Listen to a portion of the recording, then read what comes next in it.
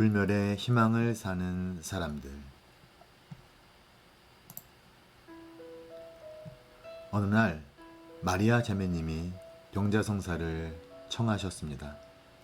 어느 큰 병원에 입원하고 계셨는데 암이 재발했다는 것입니다. 마리아 자매님은 당시 임신 중이셨는데 아이는 벌써 인큐베이터에 놓여 있다고 하였습니다. 병이 많이 진척되어 더 이상 가망이 없다고 저를 동반하시던 자매님이 귀띔을 해 주셨습니다. 마리아 자매님은 눈물을 흘리면서 병자성사를 받았고 큰 평화를 체험했습니다. 지금은 병석에 누워있지만 앞으로 병이 나으면 아이를 잘 기르고 싶다는 그녀의 말을 듣고 마음이 무척 쓰라렸습니다.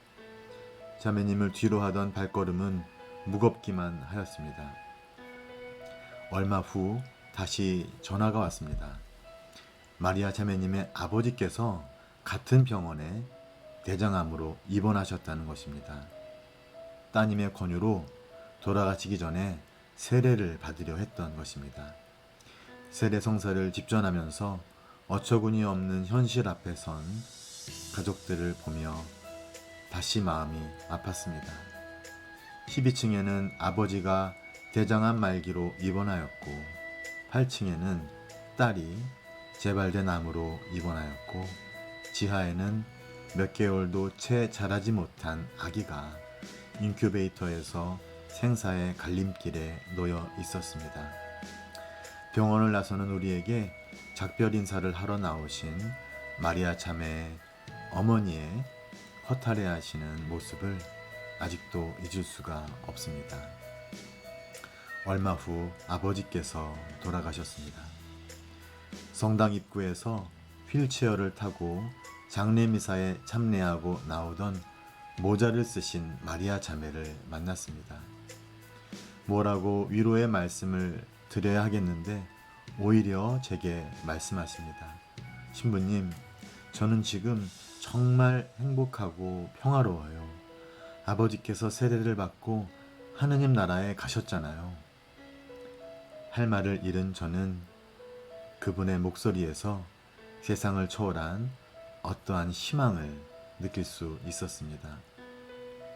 마리아 자매님도 돌아가시고 그분의 어머니는 저와 함께 교리를 배우시고 세례를 받으셨습니다. 예비자 교리를 받을 때마다 등에 업혀 찡얼대던 인큐베이터에서 자란 지금 어딘가에서 잘 자라주고 있을 나연이의 모습이 새록새록합니다. 저는 아직도 문득문득 생각에 잠깁니다. 마리아 자매님은 어떻게 그런 상황에서도 평화로울 수 있었을까? 아마도 그분은 우리들이 아직은 뚜렷하게 알지 못하는 불멸의 희망을 보았던 것 같습니다. 고통과 시련으로 힘겹게 살아가는 사람들의 삶 너머에 존재하는 희망을 말입니다.